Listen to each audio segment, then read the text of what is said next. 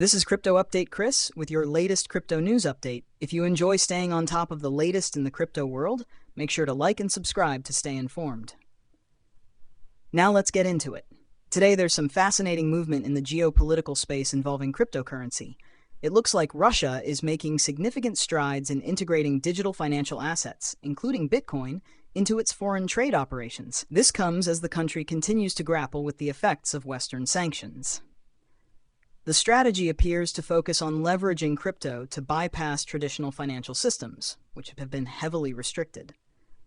On the surface, it seems like a bold and pragmatic move to adopt decentralized technologies for maintaining economic stability. One key takeaway is the emphasis on digital financial assets. Russia isn't just diving into crypto for crypto's sake. It's exploring a structured framework to incorporate these assets into its financial ecosystem.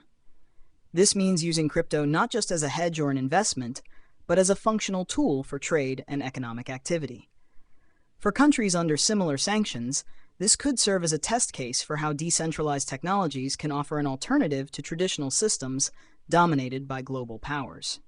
Now, zooming out, it's clear that Bitcoin is playing a central role here. This isn't surprising since Bitcoin's decentralized, widely recognized, and relatively liquid compared to other digital assets. The decision to pivot toward Bitcoin for foreign trade underscores its appeal as a non-sovereign asset, immune to the political pressures that often affect fiat currencies. However, the implications are massive. If Russia manages to integrate Bitcoin into its foreign trade successfully, it could further legitimize Bitcoin as a global medium of exchange, a role it has struggled to fully realize despite its widespread adoption. Comparing this to other instances of crypto adoption globally, it's clear that Russia's approach is very state-driven.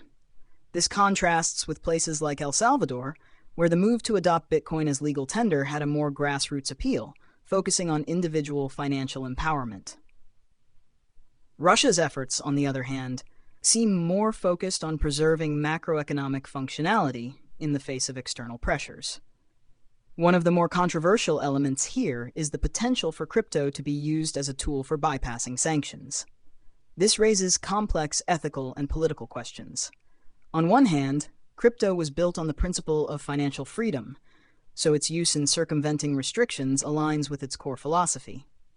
On the other hand, it could also fuel debates about how decentralized systems interact with global regulatory frameworks, especially when they're used to undermine international agreements. There's also the technical challenge to consider.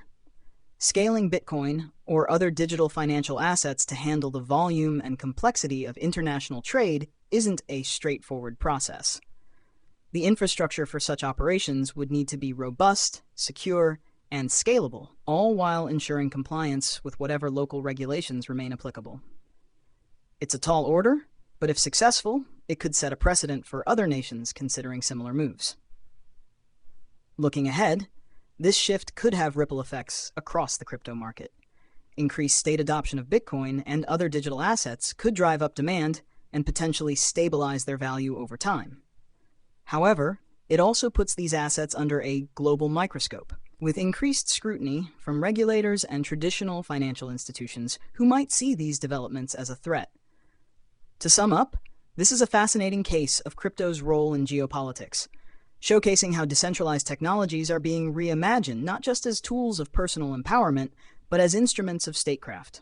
The outcomes of Russia's experiment with Bitcoin in foreign trade will be closely watched and could shape the global narrative around crypto for years to come. Remember, nothing in this update should be considered financial advice. Always do your own research and stay informed. Thanks for tuning in, and I'll see you in the next update.